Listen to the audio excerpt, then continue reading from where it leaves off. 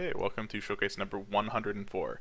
We have a lot of stuff to go over today. Most of it's mastery related, however there is some clinical stuff with stats and a few other technical things, so that's going to be first. If you aren't a fan of that, feel free to skip ahead or just skim. I don't mind either way. If you're not a fan of either the masteries or the stats, the showcase probably isn't for you. It's very fixated on those two things. But other than that, I think that we're just going to jump right into it because there's still a ton of stuff either way, and I need as much time as I can get. So I did want to say one thing prior, and that's I apologize for this being a little bit late.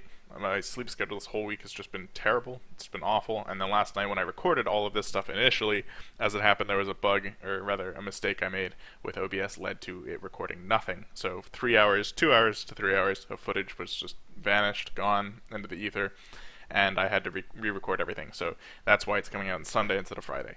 Whatever the case, though, it's not an excuse. It's just an explanation. I guess kind of the same thing. We're going to go ahead and take a look at the changelog. So most people, I think, really don't care about this stuff. I advise you to just ignore literally everything up here.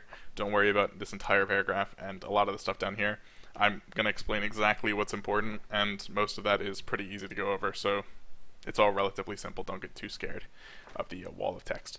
Anyway, this is just what's posted in the changelog channel, for the record. So if you are interested in all that mumbo-jumbo code technical crap, then you can go ahead right over there and check it out. It's really specific and to the point with what I've changed, but for right now, as I've said, we're only going to be focusing on general stuff. So the biggest change overall is this set of 6 stats, all of which pertain to masteries. So none of these will actually come into play in combat. However, there are still really important outside of combat. The reason being, of course, that if you don't have these stats available to you, then you have no way of seeing exactly what's going into the item that you're crafting or the item that you're harvesting or whatever else, right? The reason that I felt like I needed to add these is actually related to MMOs. I researched a little bit into Final Fantasy 14, specifically into World of Warcraft and a couple other popular MMOs, and their crafting systems all vary, of course. They're pretty similar, but they all vary in different ways. The one key super clear similarity that they all have is that it's very easy to see exactly what's going into each one of the items that you craft, right? So if you have a 50% chance, right, to not craft something successfully, it is extremely simple and extremely straightforward to see exactly why it's 50% instead of 100% or 75% or whatever else, right? And previously, these little snippets here, so this increased all stats on crafted items, that was something that came with Lapidary 3 specifically, the Mastery, Lapidary 3, and that's okay, but let's say that you do get Lapidary 3, maybe you're a jewel crafter or something, and you get to that level, that's great, that's cool, but you want to figure out, you just crafted an item, it's 2 years after you got Mastery 3, Lapidary 3, and you've noticed, hey, these stats don't line up, right? How is this happening? Formerly, you have no idea, right? You had to hunt down Lapidary 3 in the tree. Now, or at least in the next update, you'll be able to click on the tab for crafting stats and see, oh, I have +1 artistry or +10 artistry or whatever it is. So that's really important to me, and that's why I've made this change. If you're curious about the general rundown of this stuff up here, this whole paragraph is just explaining that I made some huge changes to how the stats are calculated and how they're handled, and that's a huge efficiency change. It's a lot more efficient. I would say probably 9 to 10 times more efficient than what it was before. However, all that you care about there is that it's easier for me to make new stats. And also there's probably some consistency changes. So if there were bugs before relating to stats being updated, that's probably been fixed. So it's kind of a minor thing as far as upfront stuff goes. Most players are never going to actually notice this change, but it's still important to note anyway because it's really big in the back end. The other thing that I'm going to show off here on this changelog before we get into the actual game itself is the mastery section down here. So I said that you don't need to care about this, and you really don't yet, or really at all that much, but I did want to explain it regardless because it's sort of important. It pertains to how masteries are handled in the back end. Previously, spells and masteries were very different, they were very distinct, and that was because all masteries were meant to be passives and all spells were meant to be actives, but lately that line has been blurred a little bit, and masteries were made, I want to say, a couple months before spells were made, so their quote-unquote technology is relatively out of date, right? And it's a lot harder to work with, and for instance, the hotbar isn't built to have masteries on it, so I have to make a lot of exceptions, and there's a lot of change that I need to make, and I realized I can just merge the two, right? I can just make masteries in the back end a completely spell derivative thing, And then, if I want to have an active mastery, it's a whole lot easier just to add, one exception rather than an exception for every single active mastery, right? So it's, again, something that no player will ever see in their entire lifetime, or at least never notice, other than through those clemency stuff like the bugs and so on. However, it's a pretty big deal for me because it means it's a lot easier to make this stuff happen. The only reason that you would care about that is, again, the bugs and so on, but I felt like it was worth talking about anyway. Whatever the case, we're going to go ahead and jump over here into the game itself because there's a bunch of stuff with the mastery tree to talk about, and specifically with its structure. So we'll jump right into that after a brief cut right now, I think. Alright, so we're in game. Cool. Jump cut done. The important things that we're going to be going over in just a second here are masteries. However, there's a bunch of stuff that I should mention. And first of all, I want to go over the hotbar, because the hotbar is a relatively minor thing, but I think that most people will come to know it pretty well soon enough. So the first thing that you might realize if you've been watching showcases somewhat religiously, these icons down here are new, and these are all gathering. So if you don't know what gathering is, that's okay, because it hasn't existed until now. So that's expected, that should be what happens. However, the special thing here is not the masteries themselves. I'll show all of those off in a second. What's important is how the hotbar handles these three masteries. So you can tell that they're just upgraded versions of each other. There's Gathering 1, 2, and 3, and they all have, of course, just slightly more saturated icons. Now, that's, again, not the important thing.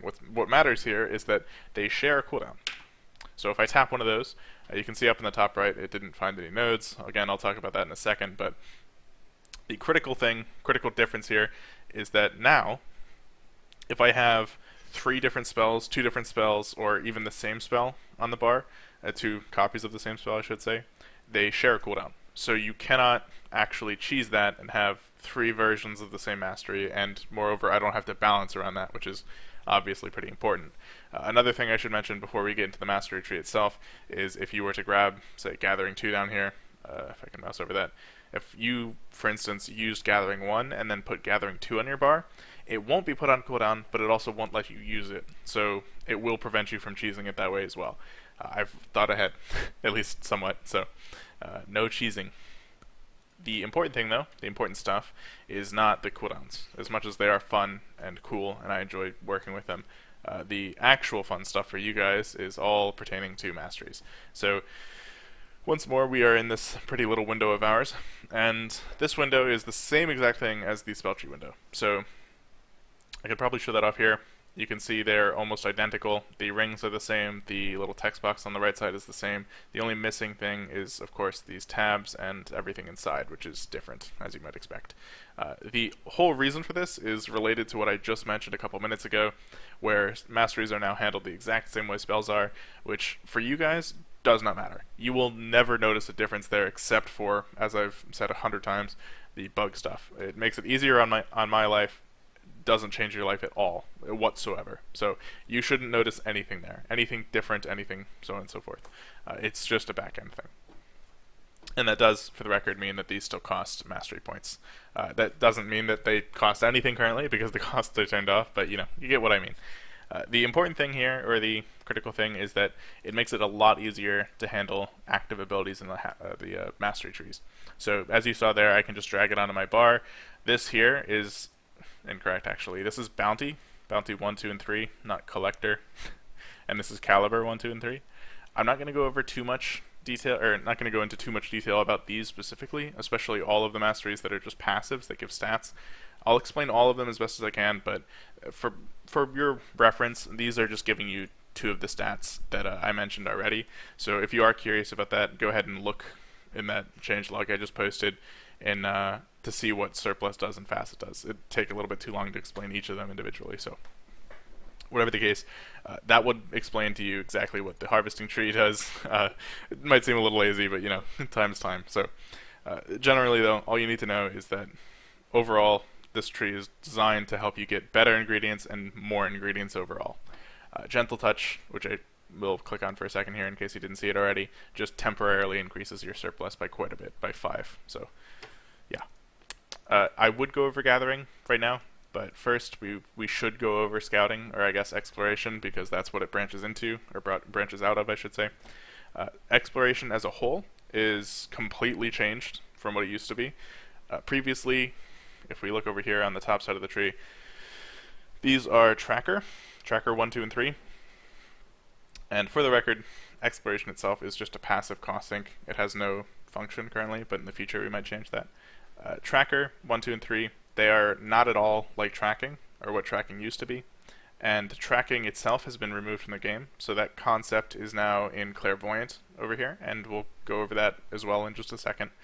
The critical thing, though, I want to mention is Scout, which is formerly Scouting. Scout is essentially the same thing as it was before, except now it functions. So if we were to drag this on our bar, there are no other players nearby, so it's just going to tell us we can't find players or whatever it does.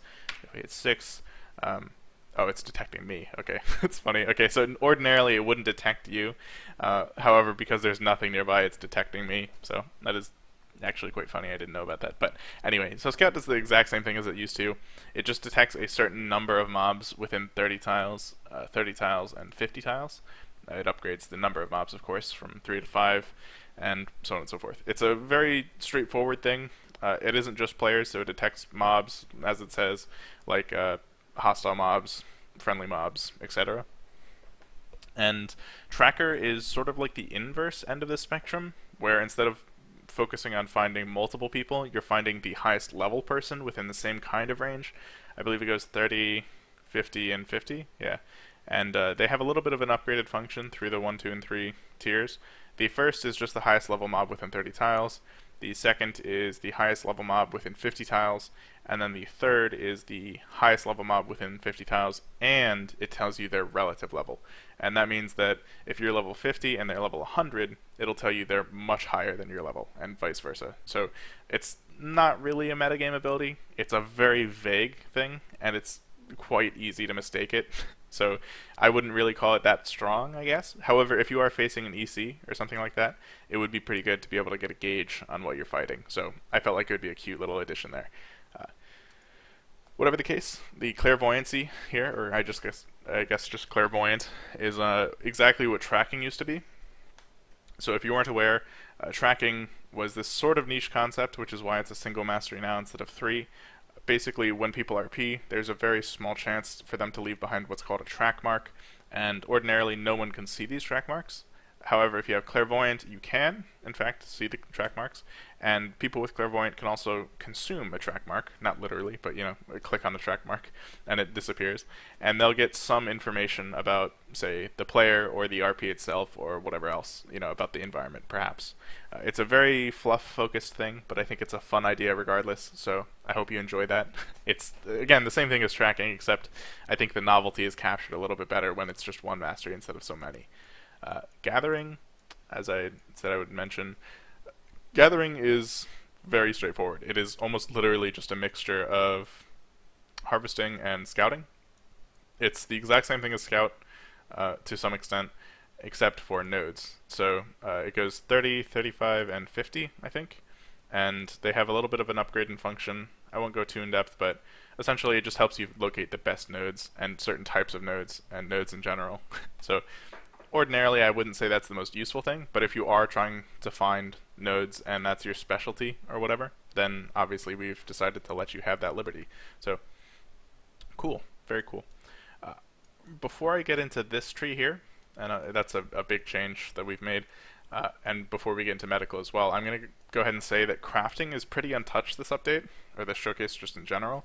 And the reason for that is not because, oh, I don't think crafting deserves it, or, oh, I don't think that crafting is worth it, or something like that. It's just that every single update we've had for the past couple weeks has involved crafting at least a little bit, if not a lot. So while you could make the argument that we should upgrade a little bit, I don't think it needs it right now, and everything here is just the exact same as was before, except with a different shape. So don't worry too much about crafting. We're not going to focus too much on that today because, like I said, it already got quite a bit of focus basically every day. So for the moment, it's everything else instead of just crafting. The big deal here is Discipline, which has exchanged itself with the formerly espionage focus tree. So espionage is now gone, just out of the game completely, and instead we have what I would call probably taunt or threat focused masteries. So if you're familiar with the concept of threat in WoW or enmity in Final Fantasy XIV or really just mob aggro in general in any game, then you'll be pretty familiar with these. The easiest to explain is the left half of the tree, or the bottom half, which is pressure. And our version of threat or anger or hate or whatever else is called spite. Pretty straightforward. If you have 10 spite and someone else has 20 spite, mobs will attempt to fight that person instead of you. It's very simple. And these three masteries just give you a little bit extra spite. Obviously, they stack, so if you're at pressure 3, you have +3 spite, which will make you a far more delectable target than basically anyone else. The opposite half of this tree is now camouflage, which is formerly espionage. Now, we've merged the concepts a little bit. So the first camouflage mastery gives you negative spite, which means that you're less likely to be aggroed by mobs. And the second and third are active abilities. So the second is just an activatable ability that gives you an extra amount of negative spite. So for the period of time which it lasts, which is currently 10 seconds, but in the future it will probably be much longer. For that duration, you have a very unlikely chance of being aggroed, right? And the third is pretty similar. It just increases the amount of negative spite, and in addition to that, makes you pseudo-invisible, which is my way of saying you aren't fully invisible, but you're pretty transparent and generally difficult to see. So this is your kind of sneak ability, I guess. It doesn't really have that much to it, but I think it's a functional thing regardless, and if you feel like playing a tank and you want to soak up, say, NPC hits or something, then pressure is for you, and vice versa for camouflage. In the future, I do intend to have a visual aid for people playing ECs, for EMs playing ECs, I should say, so that if someone does have really high spite, then they'll know, oh, this is the person I need to target for tanking, or whatever else, right? For the moment, though, it's just for NPCs. And of course, finally, in this tree we have light-footed, which is formerly trackless. It's a very simple function. It is basically just negative clairvoyant, in a way. It just means that you don't produce track marks. So if someone's trying to use clairvoyant, they can't use it on you, or specifically they can't, or they won't ever find track marks from you, which is fine, I think. Generally speaking, you don't want to just counteract masteries like that. You don't want just +1 on one mastery and -1 on someone else on one mastery as well. However, in this case, they're so fluff focused that I think it's fine. I don't think that it's going to be ruining anyone's day particularly, so we'll have to see, but for the moment I think it's okay. Next up is medical, and I think that this will be the final one for today. Medical has been pretty shifty lately, and a while ago I updated all of the injury stuff, so we might have some stuff on that next showcase as I work out how to exactly fit in medic, and, well, I'll tell you the rest in a second, but as I work to fit it in, essentially. However, the key concepts here are pretty simple to adopt, I think. There's Medic 1, 2, and 3, which is replacing First Aid 1, 2, and 3, and there's Shaman 1, 2, and 3, which is replacing Spiritualism 1, 2, and 3. I like that word a lot, so I hope that people take it and use it well. The biggest change, I think, overall is not just the names, though. It's more specifically to Medic, or formerly First Aid, which is no longer an active ability, or no longer an active focused tree. It is instead a completely passive tree that functions like these crafting branches down here. So medical now is just a type of craft, right? So you can craft bandages, and maybe if you're the top tier medic, you'll have better, higher quality bandages to craft, and so on and so forth. And that will heal people's injuries. So a really high tier bandage will heal people better than a low tier bandage, and so on and so forth. I think that that's a unique take to take on medical stuff in general, specifically for the first aid half of this tree, and I hope people enjoy that. The special thing is that surgery now is what medic used to be. So now surgery is the point and click heal, fix someone's wounds. Essentially, it's a very straightforward ability. However, it's really powerful. So Shaman is all active, so it's kind of contrary to medic. However, it's not an immediate release, right? So I'm going to go over this very quickly because I know people don't really care about the specifics that much, but essentially a while ago when I went over injury stuff, I made the decision that if you have low enough injuries, so let's say you have like 10 paper cuts or something, because they're so low tier severity injuries, you'll just heal those passively over a year, right? You have a lot of injuries, but it they aren't really that intense, right? So there's no reason you should keep those. So that's what we've done. We've made it so that you can regenerate past a certain threshold. If you have a missing arm, you aren't going to regenerate any of that. You need a bandage and surgery and so on and so forth, right? So what Shaman does is actually pretty unique in my opinion. If ordinarily you say maybe 10 paper cuts is your limit, right? If you pass 10 paper cuts, you'll no longer be able to just regenerate back to full health. Shaman is sort of like a remedy to that problem. So if you say stop at 10 paper cuts and maybe you're at 15 paper cuts, right, and you can no longer regenerate naturally, I guess we can say, on your own, then someone can use Shaman 1, 2, or 3 to increase that regeneration threshold. So now, once they use Shaman 3 on you, you might be able to take 25, 30 paper cuts before your regeneration actually stops. So that's the whole idea, that it's not actually healing you directly, but instead boosting your natural regeneration rate and allowing you to heal yourself. And that kind of pairs well with the whole idea of shamanism, in my opinion. The biggest, I think, mastery in the entire game right now, the most important one, is definitely Divine Prophecy, though. This is formerly Spiritual Vortex, and there's a missing space here, but that's fine. Divine Prophecy is, again, formerly Spiritual Vortex, but its function has changed.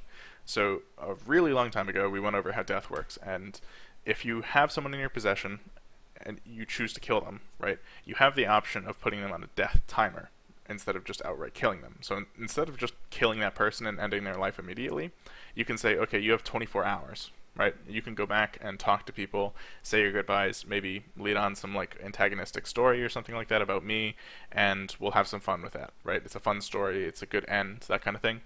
So Divine Prophecy is currently the only singular way in the entire game to stop someone from dying to a death timer. So if they have 10 hours left or something like that, ordinarily there is no stopping that. There is no way to end that death timer outside of like administrative stuff, right? Divine Prophecy is the one exception.